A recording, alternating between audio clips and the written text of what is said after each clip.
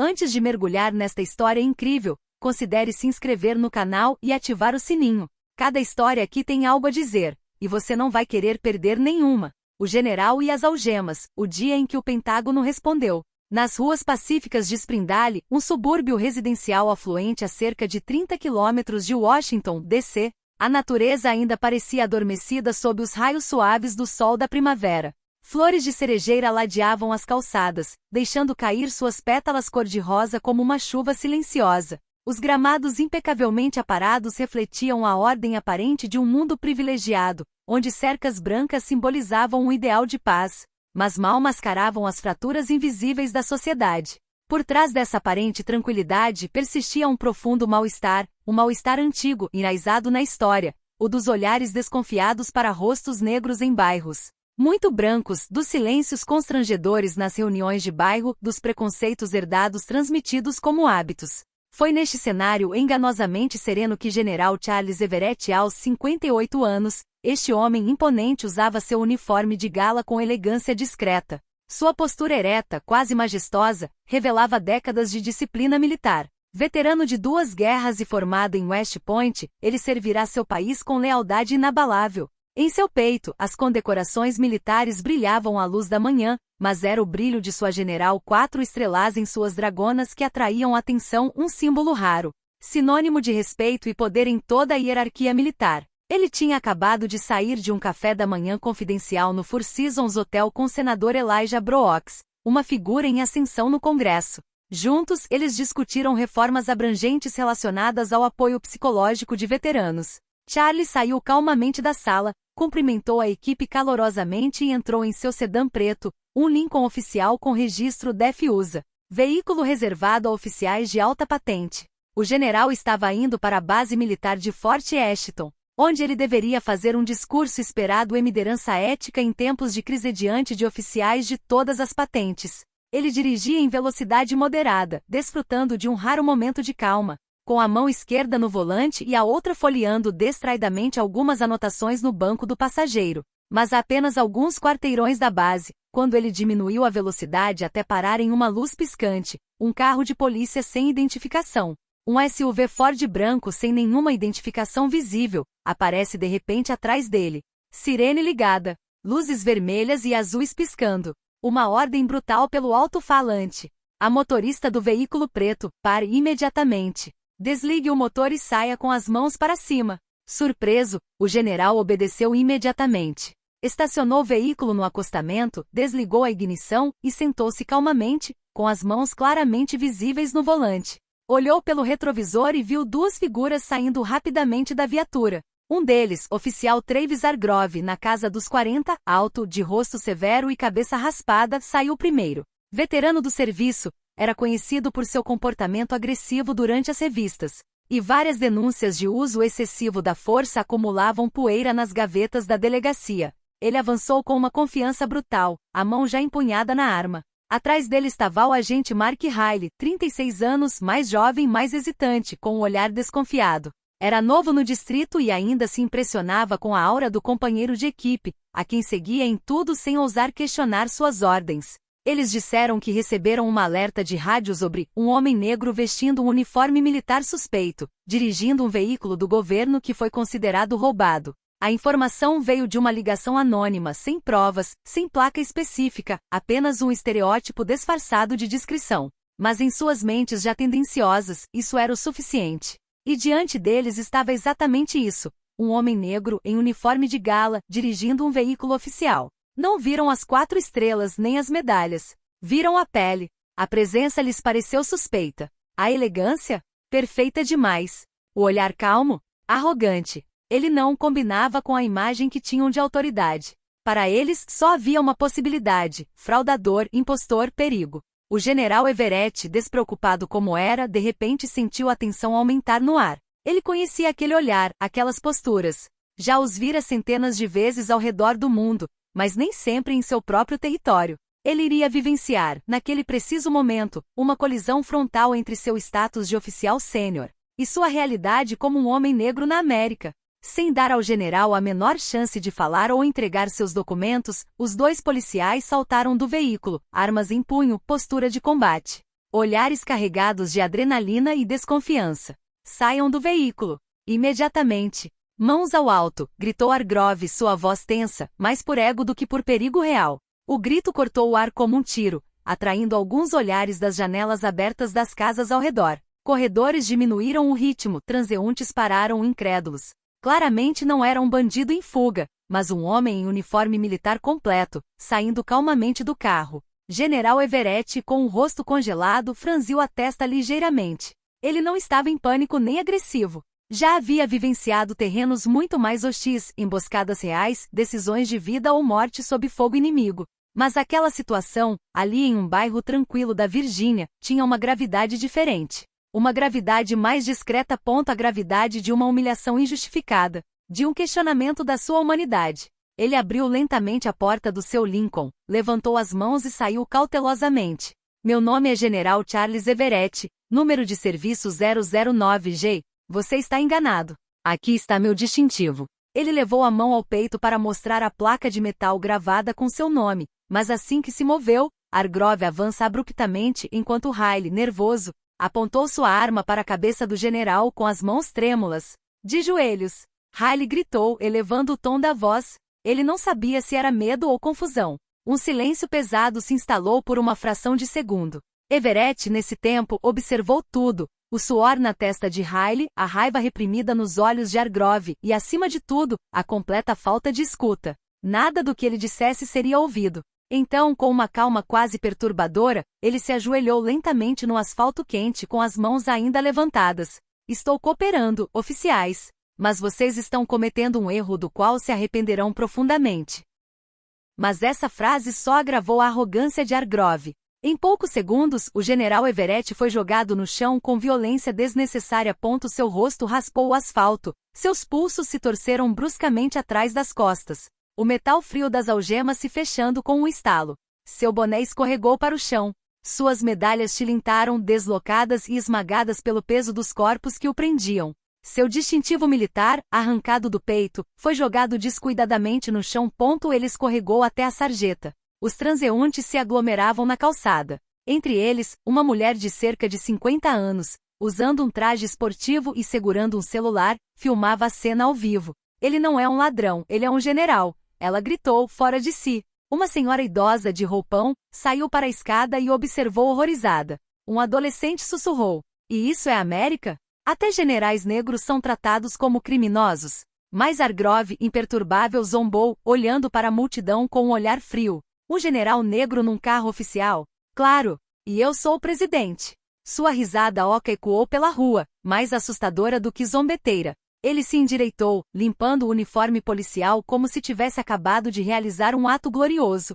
Enquanto seguravam, ofegante e com as mãos amarradas atrás das costas, o general Everett manteve uma calma quase sobrenatural. Apesar da humilhação, da dor incômoda nos pulsos e do peso do uniforme no asfalto, ele lentamente ergueu a cabeça para encarar seus captores. Posso fazer uma ligação? Você vai entender rapidinho.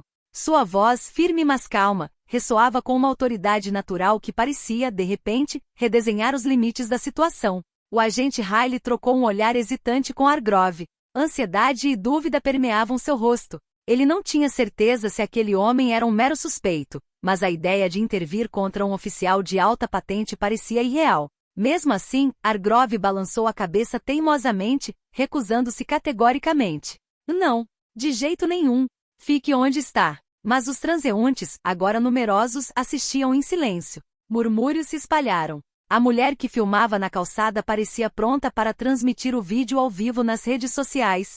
O efeito bola de neve parecia inevitável. Sentindo a pressão aumentando e calculando a possibilidade de mudar o curso dos acontecimentos, Hargrove finalmente soltou-o com um movimento repentino. Faça a chamada, mas depressa. Com lentidão comedida, Charles Everett colocou os pulsos algemados sobre os joelhos, procurando no bolso interno um cartão fino. Retirou-o cuidadosamente e entregou a Riley. Este é o número direto do gabinete do secretário de Defesa. Um silêncio tenso se instalou enquanto Everett, com uma voz clara e determinada, ditava um número em voz alta. Cada sílaba parecia clicar como uma ordem. Gabinete do secretário de Defesa, Coronel Simons falando. Simons, aqui é o general Charles Everett.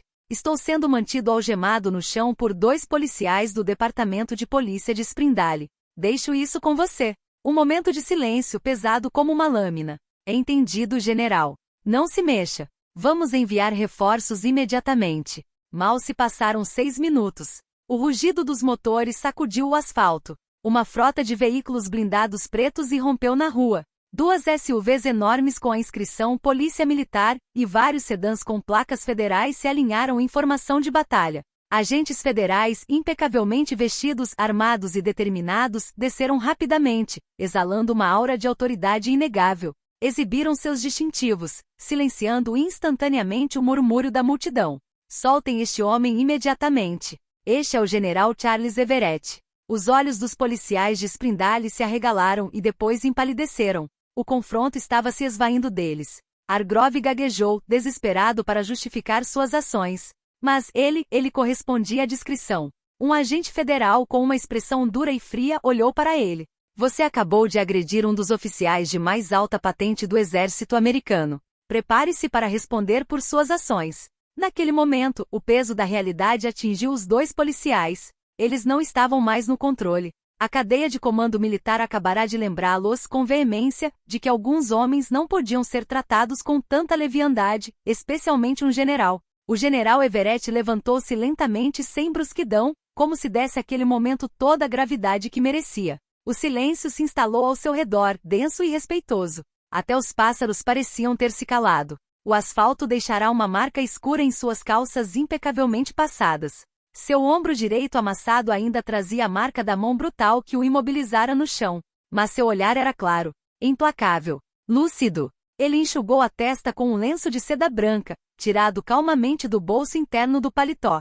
Então, agachou-se com dignidade, pegou seu distintivo de estrela, acariciou-o com o polegar por um instante e fixou-o novamente no peito. Este gesto, simples mas poderoso, parecia dizer: eu estou de pé. Ainda estou aqui. E você não tirou nada de mim. Ele então se virou para os 2 policiais congelados e lívidos, incapazes de falar. Olhou-os diretamente nos olhos, sem raiva aparente, mas com uma firmeza que transparecia.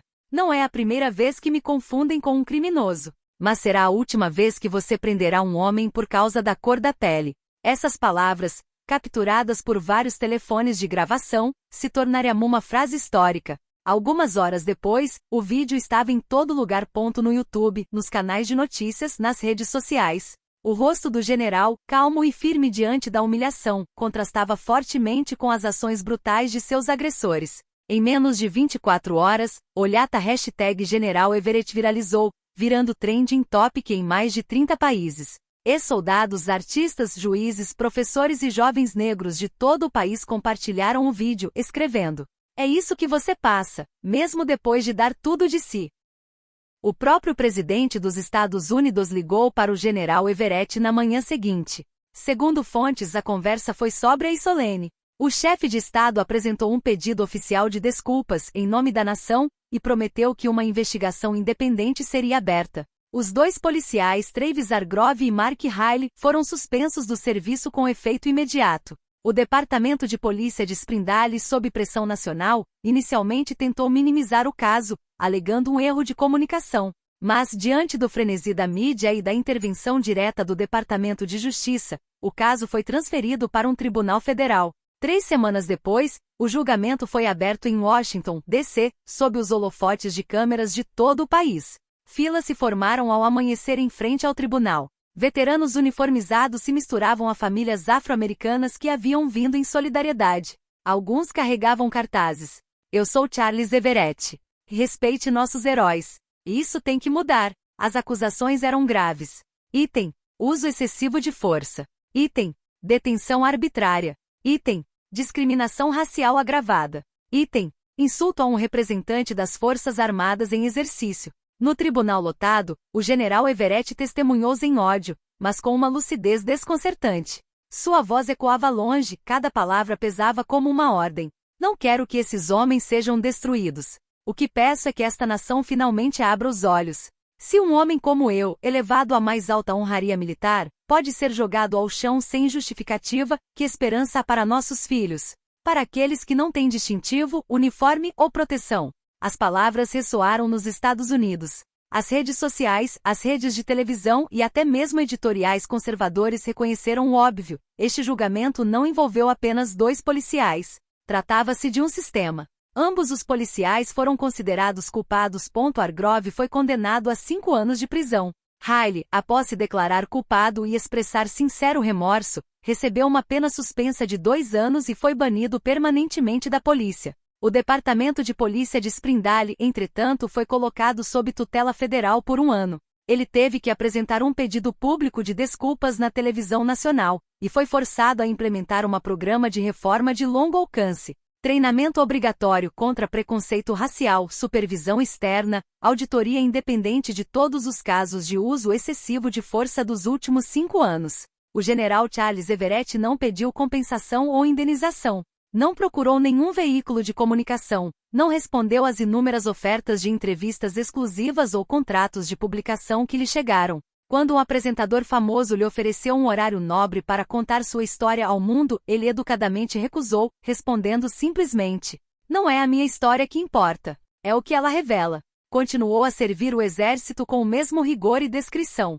Retomou as suas viagens de palestras em academias militares, falando aos jovens recrutas não sobre a sua prisão, mas sobre a arte de permanecer de pé na adversidade, o poder da calma diante da injustiça, e, acima de tudo, a força de um homem que escolhe a honra em vez da vingança. Mas o que o general não havia procurado, a nação, por sua vez, ofereceu-lhe espontaneamente. Poucos meses depois, sob um céu claro e vasto acima do base militar de Fort Liberty, uma cerimônia de rara solenidade ocorreu. Militares de alta patente, veteranos, jovens recrutas, autoridades civis e familiares de soldados se reuniram para participar da reinauguração de um edifício histórico, a antiga sala de conferências estratégicas da base, usada para reuniões de crise no auge dos conflitos no Iraque e no Afeganistão. Naquele dia, o nome oficial seria Charles Everett Hall, por justiça, honra e verdade. O general Everett presente estava ereto como um carvalho, trajando seu uniforme mais sóbrio. Ele não queria alarde, mas o exército insistira. Sabia que aquela sala se tornaria mais do que um lugar, um símbolo. Em frente à entrada recém-restaurada, uma placa de bronze foi descerrada. As letras gravadas brilhavam solenemente.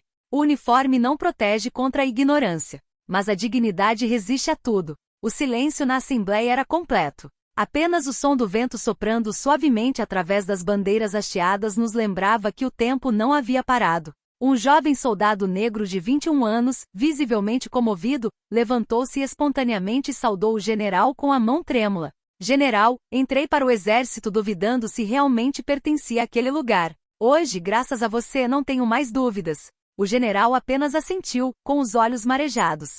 Sem discurso, sem grande oratória. Seu silêncio valia mais que quaisquer palavras. Muito rapidamente a sala Everett tornou-se um lugar de referência nas academias militares. Cada turma de cadetes passou por lá pelo menos uma vez para seguir um treinamento especial. Comando e integridade sob pressão. Na entrada, os oficiais de treinamento explicaram que a história do general Everett não era uma exceção trágica, mas uma verdade para ponderar. A grandeza não é medida pelas estrelas que vestimos, mas a maneira como os defendemos sem nunca abusar deles. As escolas de West Point e Anápolis integraram um módulo chamado Liderança Ética e Justiça Racial, tomando o general como exemplo, figura moderna de comando moral. Alunos de escolas secundárias afro-americanas visitavam o salão todos os anos, guiados por veteranos. Cartas de crianças eram até afixadas em uma parede adjacente. "Obrigado, General Everett. O Senhor nos mostra que podemos ser negros, dignos e poderosos sem nunca olhar para baixo. Quero me tornar como você. Não apenas um soldado, mas um homem justo." E assim, sem nunca gritar, sem nunca bater, sem nunca se vingar, o general Charles Everett tornou-se uma lenda viva. Não para comandar tropas em batalha, mas para ficar de pé, com os joelhos no chão, a própria essência do que uma nação justa deveria ser. Sua história se tornou um marco, um alerta, e acima de tudo, um farol.